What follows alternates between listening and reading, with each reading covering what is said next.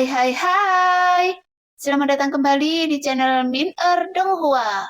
Kali ini kita akan melanjutkan cerita Donghua, Battle Troop Jihive. Apakah ini kepercayaan diri yang muncul dari harga diri Anda? Suaking sedikit menyipitkan matanya dan melihat ke arah Sioyan dengan dingin. Tampaknya dia bahkan tidak bisa menebak dari mana rasa percaya diri itu berasal. Bagaimanapun, tidak ada nafas lain di sini. Apakah menurut Anda akan ada orang lain datang untuk menyelamatkan Anda? Maafkan saya benar-benar tidak bisa memikirkan orang lain yang bisa menyelamatkan Anda saat ini, kata Suaking dengan percaya diri. Namun Sioyan masih tidak takut sama sekali dan postur tubuhnya masih tegak. Namun nyatanya, Sioyan tidak tahu siapa yang bisa menyelamatkannya. Alasan kenapa dia berbicara seperti ini sekarang hanya untuk menunda waktu untuk kakak laki-lakinya bisa pergi. Adapun situasinya sekarang, itu tergantung apakah Suaking benar-benar ingin membunuhnya atau tidak. Sepertinya yang Anda katakan, tapi sekarang saya benar-benar tidak bisa menghitungnya, jadi saya ingin mencobanya. Setelah Suaking selesai berbicara, Susuo langsung keluar dan meraung ke arah Sioyan. Setelah beberapa percakapan, luka Sioyan pada dasarnya telah sembuh sepenuhnya. Namun dalam pertarungan antara Sioyan dan Susuo barusan, dapat dikatakan bahwa Sioyan telah menggunakan seluruh kekuatannya. Dan keadaan Avatar Cinchan, dia juga telah jatuh ke tingkat keabadian Kaisar. Jadi dapat dikatakan bahwa Sioyan saat ini rentan terhadap orang kuat di keabadian Dewa tingkat keempat. Mungkin hanya dengan satu gerakan, Sioyan bisa terluka parah atau bahkan terbunuh secara langsung. Pada saat ini, perasaan krisis tiba-tiba menyelimuti seluruh tubuh Sioyan. Jika dia tidak memiliki kemampuan untuk melawan, maka pukulan Susuo akan membunuhnya. Setelah Susuo mendekati Sioyan, matanya berubah dan dia sepertinya menyadari sesuatu yang aneh. Alih-alih menggunakan keterampilan bertarungnya, dia menampar telapak tangannya ke arah Sioyan. Pada saat kritis ini, Sioyan hanya bisa menggunakan seluruh kekuatannya, dan api 3 warna mengembun di lengannya. Hanya saja nyala api itu jauh lebih lemah dari sebelumnya. Bagaimanapun, keabadian Kaisar tetap keabadian Kaisar, karena Sioyan tidak dapat mengerahkannya kekuatan keabadian para dewa sama sekali. Dan untuk memblokir satu telapak tangan itu, Sioyan menggunakan satu pukulan. Namun meskipun telapak tangan Susuo tidak terlihat kuat, tetapi dia memiliki kekuatan aturan yang kuat. Meskipun jantung api milik Sioyan juga memiliki aturan. Tapi bagaimanapun juga, kesenjangan kekuatannya terlalu besar. Tuar! Tepat ketika keduanya bertabrakan, tiba-tiba terdengar suara teredam, dan sosok Sioyan tanpa kejutan apapun berubah menjadi garis darah dan melesat ke belakang. Kemudian seteguk besar darah muncrat. Bahkan, wajah Sioyan juga menjadi pucat. Tapi Sioyan juga belum mati. Dia tidak tahu apakah karena tubuh dewa asli bintang 5 yang membawanya jatuh, atau apakah Susuo sengaja tetap menahan diri. Dia tidak ingin membunuh Sioyan dengan satu pukulan. Setelah Susuo menjatuhkan Sioyan, dia melihat ke arah Suaking di atas singgasana. Jelas, dia tidak berani membunuh Sioyan secara langsung, karena takut disalahkan oleh Suaking. Apakah kekuatan Anda telah jatuh? Tampaknya kekuatan yang Anda peroleh sebelumnya hanyalah semacam metode rahasia. Susuo tidak melanjutkan tindakannya, setidaknya sebelum Suaking memberi perintah. Dia tidak berani benar-benar membunuh Sioyan. Yang mulia, sepertinya prediksi Anda salah. Dalam situasi ini, saya khawatir tidak ada yang datang untuk menyelamatkan Anda. Anda pikir saya tidak tahu bahwa Anda melakukan ini untuk menunda waktu bagi kelompok saudara-saudara Anda yang tidak berguna untuk pergi. Jika memang demikian, maka Anda benar-benar bodoh, kata Sioyan dengan dingin. Dia membuat senyuman Suaking berangsur-angsur menjadi ganas, tetapi dia sepertinya menyadari bahwa dia sedikit aneh, dan segera mengusap pipinya kembali ke penampilan dingin sebelumnya. Susuo, bunuh dia! Wajah Suaking menjadi dingin dan dia berkata dengan suara rendah, Mendengar itu, Susuo menyeringai. Bagaimanapun dia benar-benar ingin membunuh Xiuyan.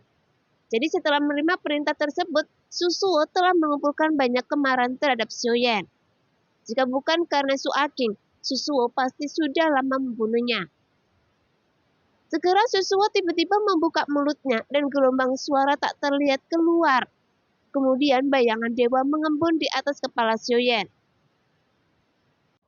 Saat ini serangan gelombang suara membuat jiwa Xiuyan bergetar dan tidak bisa bergerak. Jika pukulan ini terjadi, dengan kondisi Xiuyan saat ini, Xiuyan pasti akan mati. Pada saat ini, bayangan dewa dengan kedua tangan terkepal menghantam ke arah Xiuyan. Namun saat ini, di atas alis Xiuyan, tanda pagoda Shinchan Suling mulai berkedip.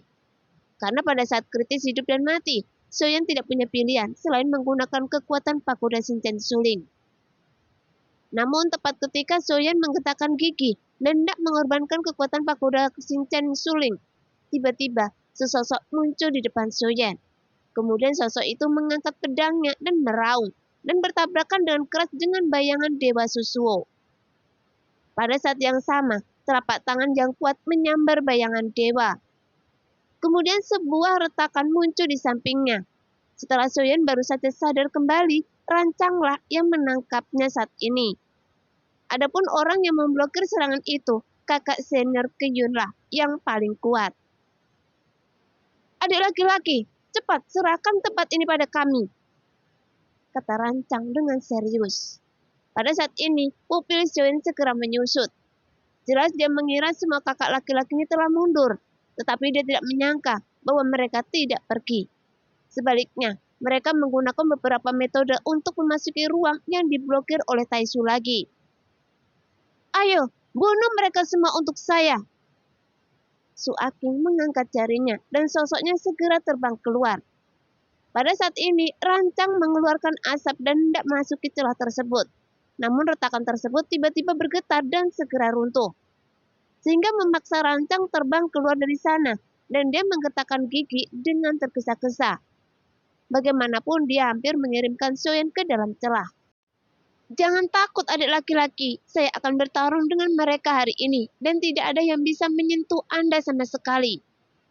Segera 3 pasukan dewa telah tersebar, kemudian sidik jari mereka mulai membentuk segel dan mereka dengan cepat menyusun formasi larangan. Dan akhirnya pertempuran akan segera pecah. Saat ini, hati Xiuyan bergetar. Dia benar-benar tidak menyangka kakak laki-lakinya akan kembali lagi. Meskipun pertempuran ini mungkin merupakan bencana, tapi mereka masih tegas dan tidak memilih untuk melarikan diri, tetapi berusaha sekuat tenaga untuk melindungi Xiuyan. Ye Feiyu, cepat coba lagi, sobek ruangan ini. Selama Anda bisa mengirim adik laki-laki keluar, saya akan bertarung sampai mati. Rancang berteriak yang membuat wajah kecil Ye Feiyu yang mirip Lolita itu sangat serius. Bahkan ekspresi seperti itu belum pernah Xiuyan lihat sebelumnya. Ye Feiyu menggigit gigi peraknya dan kedua kuncir kudanya bergetar dan menyemburkan esensi darah dan bahkan membakar jiwanya untuk membuka segel ruang ini dengan gila-gilaan. Bagaimanapun kekuatan blokade ruang di tempat ini sangat kuat.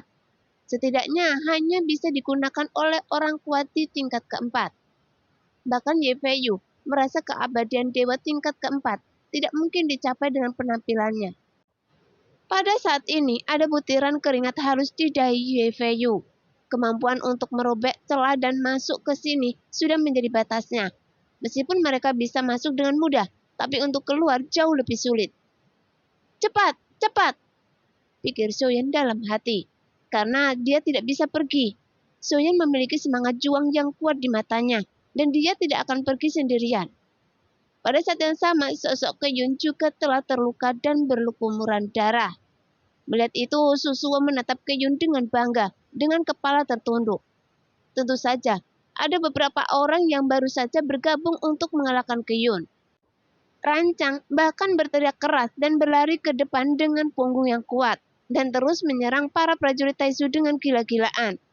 Meskipun ada busur dan anak panah yang tak terhitung jumlahnya jatuh ke arah Rancang, tapi Rancang masih menggertakkan gigi dan tidak bergeming. Bahkan dia masih mengambil setengah langkah ke depan.